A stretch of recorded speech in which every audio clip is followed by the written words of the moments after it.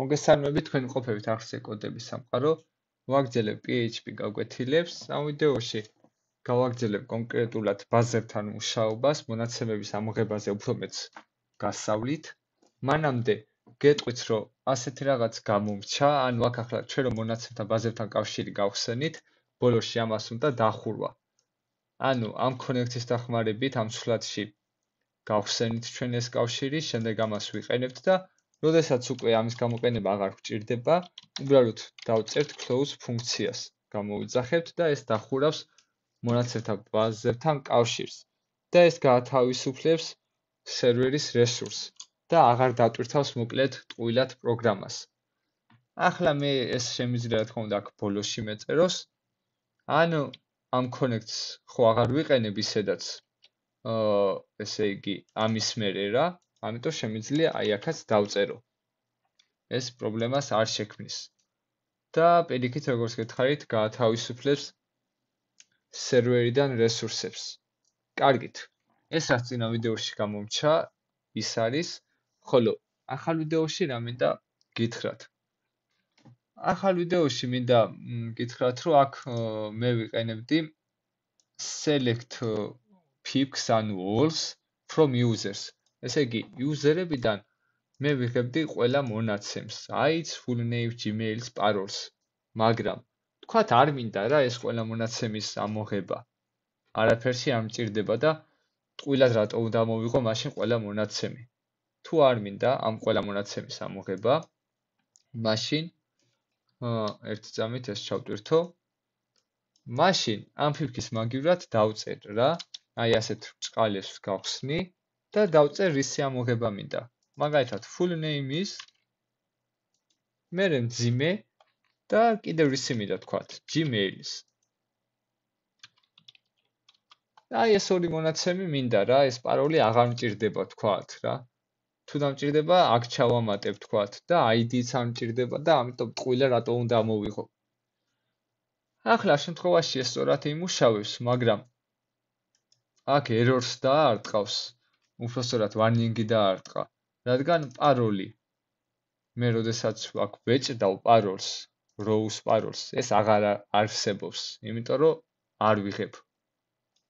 ახლა ამას წავშლი ამ კოდს, ну ეს ყველაფერი რა თქმა უნდა GitHub-ზე ინახება, წინა გაკვეთილის კოდი და ეს პრობლემას არ წარმოადგენს.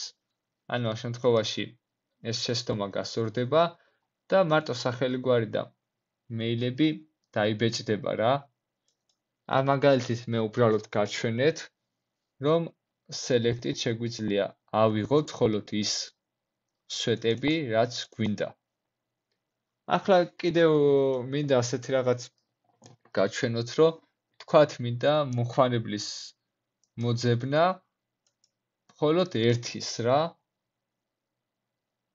და მხოლოდ ერთი მოხმარებელი თუ მინდა, თქვათ ID-ს მიხედვით, ან ნუ რის Gmail-ის მიხედვითაც შემიძლია თქვათ, არის მიხედვითაც მინდა რა.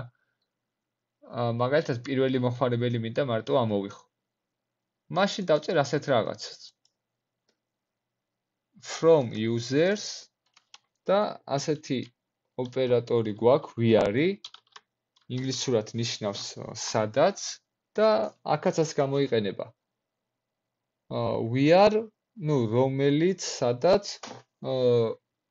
თქვათ, ისევ ასეთ ბრწყალებს ვხსნით, ID, ეს ID უნდა იყოს, რა თქმა უნდა, ამ სვეტის დასახელება, რომლითაც გვინდა რაღაც ამოვიღოთ. სადაც ID უდრის 1-ს. აი, შეგვიძლია არ დავაშოროთ. და ID 1-ს უდრის ჩვენ ცხრილის შემთხვევაში გიორგი გიორგაძეზე, ხო? დავარეფრეშოთ და ამ შემთხვევაში მარტო გიორგი გიორგაძე ამოიღო. თუ თქვათ ვეტყოდით, რომ სადაც ID უდრის 2-ს, მაშინ გამოვიდოდა, რომ ნიკა გაგნიძე. და ასე შემდეგ რა. ნუ თუ გვინდა რომ თქვათ Gmail-ის მიხედვით, ან Gmail-ს დავაკოპირებ და ნახეთ, ID-ს მაგირად დავწერ Gmail-ს და აქ ახლა ორიანის მაგივრად ოღონდ ბრწყალებში ჩავსვავ ამ Gmail-ს. და რა თქმა უნდა ეს Gmail-ი, რადგან გიორგი გიორგაძეს ეკუთვნის, ამოიღო მთლიანად რა. ნუ როგორც ნახეთ, მე Gmail-ი ჩვეულებრივ ცალმხრივ ბრჭყალებში ჩავსვი. ხოლო ეს აი ასეთ განსაკუთრებულ ბრჭყალებში ჩავსვი სვეტების სახელები რა. აქაც აი სხვანაირ ბრჭყალებში ჩავსვი და აქაც. მოკლედ ეს არის ასეთი ბრძანებები, ვიარი და პლუს ცალ-ცალკე ამოღება სვეტების, რომელიც მე მინდოდა დღეს ამეხსნა.